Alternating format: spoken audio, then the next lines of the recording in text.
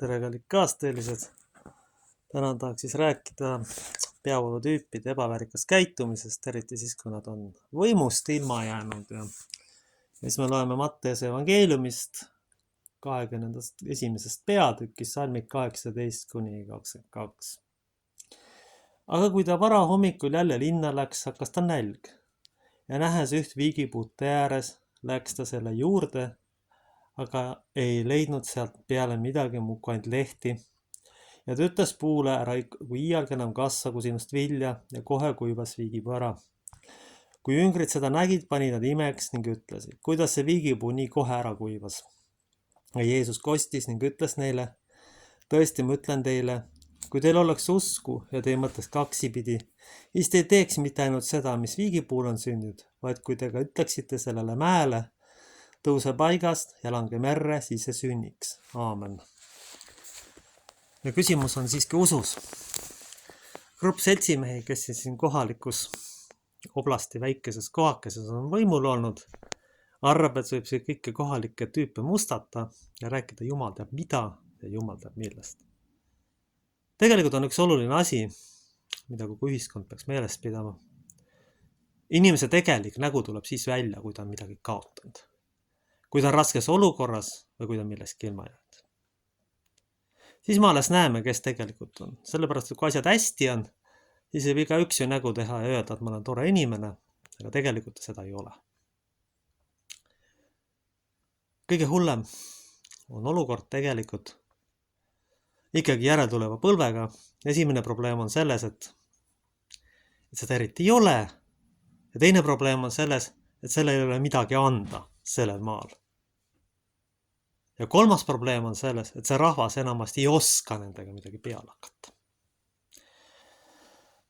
Asi on läinud anekdootlike mõõtmeti, nii siin kohalikus oblastis. Et ütleme siis, kus poisikesed siis panevad kellegi autole, teevad risti ja siis see tädikene arvab, et seda peaks siis sellega terve päev tööd tegema. Ja kujutage nüüd ise seda situatsiooni ette, kui see oleks justkui nõukaajal kuskil. See oleks lihtsalt selline asi välja naerdud või see inimene oleks kuskile ravile saadetud sellise tegevuse eest. Aga see on ainult väga väikene asi. Probleem on hoopis mujal. Probleem, et sellised inimesed ei ole üks või kaks, vaid neid on palju. Ma mõtlesin, et kui see globalistlik õudus jätkub, mis siis 10 aasta pärast juhtub. Oletame, et teil on näiteks on vaja sõbrapäeval külla minna, aga kuna kohalikud säästuseadused on keeranud teretamise ära, siis tuleb inimesel selleks, et tal õnne soovida, minna valaviletsusse ja võtta sealt notariaalne kinnitus selleks, et saaks kätte anda. Sest vastasel korral kaevatakse teid seksuaalse ahistamise pärast näiteks kohtusse. Nii kaugele on arenenud siis lääne säästukultuur ja päris asjadega ja tõeliste asjadega ei tegele mitte keegi. Meie peame seda mõistma ja sellest aru saama, et kõigepealt selleks, et me praeguses surnud punkti oleme jõudnud, kus ei ole võtta eriti rollis mehi ja rollis naisi, on tegelikult tehtud aastakümnete pikkune töö. Selleks tuleb kõigepealt hävitada perekond. Selleks tuleb naeruvääristada isa ja ema rolli. Ja selleks tuleb kogu eelnev kultuur põhja lasta. Täna tegelikult on tegemist ametlikus ajaloos teadaolevate andmete järgi olukorraga siis, kus Martin Luther kinnitas kirikuseinale teesid, kui ta siis tegelikult protesteeris selle vastu, et inimeste vead ja eksimused saab kuidagi ära osta või kinni maksta. Praegu mulle tundub, et praegune intelligents on hoopis kõrgharidus, kus lollus idiootsus kinni makstakse enamasti.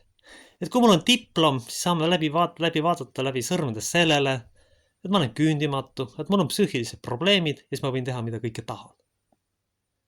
Probleem on lihtsalt selles, et inimestega tegelevatel ametitel peaksid olema prooviaastad, kus siis me näeme alles, kas ta üldse sobib seda tööd tegema või mitte. Siin ei tohiks olla erandid, pole tähtis, mis amet see on. Sellepärast, et kui seda ei tehta, siis on sellel sotsiaalsed katastroofilised tagajärjed. Selle peaks tooma ühiskonda, alles siis me saame muutusi sisse viia. Sest praegune tegelikult kogu peavool ja kogu valitsus ja selle vaimne arengutase on kohutav lihtsalt. Kui me vaatame seda asja, millised asjad uudiste künnised ületavad, kui päris ausalt öelda, siis mõnda asja vaadates ma laseks sellise tüübi lahti, kes selle uudisütse läbi laseks. Miks on vaja oma siseprobleeme eksponeerida riiklikul tasandil? Mille jaoks? Kellele seda vaja on? Ja päris otse küsida, keda see üldse huvitab. See ei huvita mitte kedagi. Need asjad tuleb koha peal ära lahendada. Probleem on hoopis mujal ja probleem ulatub aastakümnete taha. Ja mingisugused õnnetused ja mingisugused turvariskide tõus on ikkagi aastakümnete pikkune protsess. Ja seda on väga raske tagasi pöörata, sellepärast, et ühiskonnas on normiks tegelikult lahutused, normiks on rollide puudumine, normiks on vastutuse mitte võtmine sageli, eriti meeste poolt. Aga mees ei saagi tegelikult vastutust võtta, kui kodus on tal rollinihkega ema, kes on kogu aeg vastutust võtnud ja arvates, et otsuste tegemine poisi puhul on nagu ebanormaalsus. Ja siis, kui see poiss on ükskord meheks saanud füüsiliselt, siis kohalikud rollinihkega tädid imestavad, aga miks ta ei otsusta? Kuulge, kui te ei anna lapsele võimalusi vigu teha ja kui te selle üle reageerite, siis te kasvatate lõpuks sellise mehe, kes ei suuda pere eest vastutust võtta ja halvemal juhul ei suuda ka mingit normaalset sissetulekut tekitada. See on tegelikult see probleem. Me peame sellest aru saama ja tegelikult ka paljusid asju muutma haridussüsteemis, sellepärast, et geeniuste ja ütleme selliste inimeste, kellel ei ole nii palju eeldusti koos õpetamine, tekitab sotsiaalse katastroofi. Me ei saa sinna mitte midagi teha. Teine asi, mida ma tegelikult tahaks muuta, me ei pea kõiki lapsi toppima kooli ühe vanuselt. Kõik ei ole 7-aastaselt kooliks valmis. Mõni on 8-aastaselt, mõni veel hiljem, aga mõni võib ka 6-aastaselt juba valmis olla. Ma mäletan omast ajast, kui ma koolist käisin, siis ma lihtsalt magasin enamik aega esimeses klassis, kuna see, mis seal pakuti, ei pakkunud mulle mitte midagi tegelikult. Selle tõttu on vaja kindlasti taastada tegelikult sisseastumiskatsed, vaadata, mis tasemel laps on, kehtestada mingisugused standardid ja lihtsalt vaadata, mida ta oskab. Ja ongi kõike selle põhjal siis teha otsus, kas ta siis sobib koolikeskkonda või ta ei sobi sinna. Sest praegusel juhul ma näen seal keskkonnas lapsi tegelikult, kes sinna absoluutselt ei sobi. Kes on kuskil enne aega ema juurest ära võetud. Nii. Ja siis ta on seal keskkonnas. Ja siis kujutage ette, et kui see laps nüüd keskkonnaga hakkama ei saa, siis grupp seltsimehi arvab, et lapsele tuleb politsei kutsuda. ja, päris tõsi. Selleni oleme siis arengus jõudnud. Ja see ei ole ainult sellistes kohtades. Iga väikse asja peale reageeritakse üle. See euronormide, kuidas öelda nüüd viisakalt, idiootne täitmine on viinud ühiskonna hukatuse ääre peale. Seal ei ole mitte midagi teha. Kui me niimoodi jätkame, siis meil niikuinii tulevikku ei ole. Sest ühel hetkel saab Jumala lihtsalt mõõt täis. Ja tegelikult ma ütleks, et praegune intelligents vaimse suutmatuse või ametialase sobimuse vastu on sageli haridus. Me ei saa anda inimesele talenti. Me saame parimal juhul anda tehnilised teadmised. Kui ei ole inimesel vastavaid looduslikke eeldusi, siis on see inimese piinamine. Kõigepealt tuleks kindlaks ta, milleks ta võimeline on ja vastavalt sellele teda koolitama hakata. Mitte niimoodi, et lükkame inimese tanki, näed, ta peab need asjad saama ja tehke ära. Ja kui ta siis lõpuks lõpetab, siis lõpptulemus on see, et tuleb mingi eluvõrast tüüp, kes millegi hakkama saa. Ja tegelikult meil on palju, mille peale tänasel päeval mõelda. Nii et tänane päev tegelikult on see moment siis, kus vanasti tehti inimestele teadaolevat ametlikku ajaloo järgi uks lahti, aga nüüd ma ütlen siis välja, milles probleem on. Ühiskond peab olema talendipõhine ja kui seda ei ole, siis ühiskond kunagi oma potentsiaali saavuta. Siis vastab vastu surm ja ebakompetentsus ja küündimatus. Lihtsalt selle tõttu, et mitte inimene paha või rumal isegi oleks, ei, lihtsalt on vale koha peal. Ja siis me võime kaotada siis palju neid, kes tegelikult teeks mingid muud tööd hoopis paremini. Mida ma olen siis tegelikult täheldanud, et kui ma inimesi vaatan, siis ühiskonnas on siuke tunne, et unustatakse ära, et ise ollakse kunagi noored oldud. Ise on ka mingeid asju tehtud, mida ei peaks nagu tegema.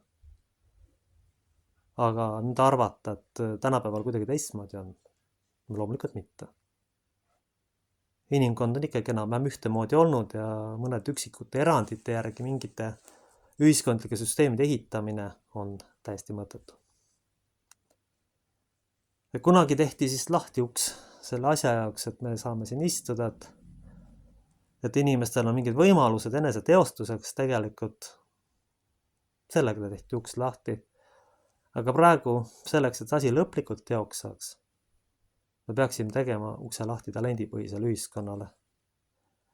Kõige hullem, mida ma näinud olen, on gümnaasiumi hariduse kohustuslikuks tegemine. Ta on lollus lihtsalt. Idiootsus, ma ütleks lausa. Täielik idiootsus. Te panete inimese, kelle pole mitte mingeid eeldusi täita näiteks seda ugri õudusprogrammi, arvestades kohalikku konteksti, jõuga, mis te hakkate inimesi politseiga taga ajama, kui ta kooli tuleb. Selleni lähete lõpuks. Ma imestan enam mitte millegi üle. Et nüüd tuleks väga ettevaatlik olla, mida edasi teha. Ja kui seda ei olda, siis on lõpptulemus see, et tulevikku ei ole. Siis tekibki see olukord, et nii-öelda turvariskid lähevad lõpuks nii kõrgeks, et tulebki käesurumiseks minna luba küsima. Sest ugrilased on selle lihtsalt nii üle reguleerinud. Selleks, et seda ei juhtuks, tuleb hakata liikuma talendipõhise hariduse poole. Ja siin ma olen kuulnud, et mõned mehed arvavad, et peakski ühe leveliga lapsed ühte klassi panema. Ja see on tegelikult täiesti õige lähenemine, ma ütleks. Ja teised tüübid siis mõnitavad lihtsalt praegu võimule tulnud inimesi, arvates, et kõik see, mis nad teevad, on paha. See on umbes nagu 3-aastane laps, on ju. Võetakse mänguasi ära, laps hakkab jonnima, näed, et see on paha. Kas mõni 50+ onu nagu ei kasvagi nagu sellest tasandist välja? Ise on juhtpositsioonil olnud ja siis tegeleb sellise jama. Noh, millest me räägime? Aga siis tulebki kasvatada lapsi selleks suunas, tuleb õpetada teistsugust mentaliteeti. Tegelikult Eesti mees tuleb õpetada ka kaotama ja loobuma ja kompromisse tegema.